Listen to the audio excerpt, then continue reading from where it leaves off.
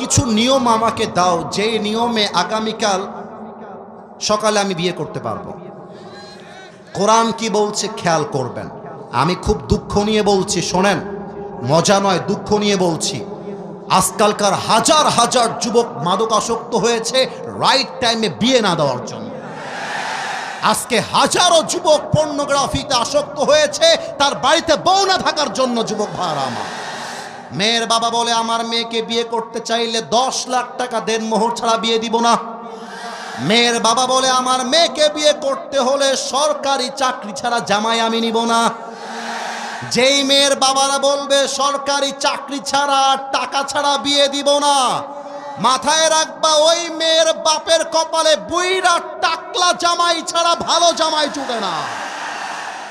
আর মেয়েদের যে কি হয়েছে আমি নিজেও বুঝি না। দিনদার দাড়িওয়ালা পছন্দ হয় না, গাঞ্জাখোর দেখলেই অনেক মেয়েদের পছন্দ হয়ে যায়।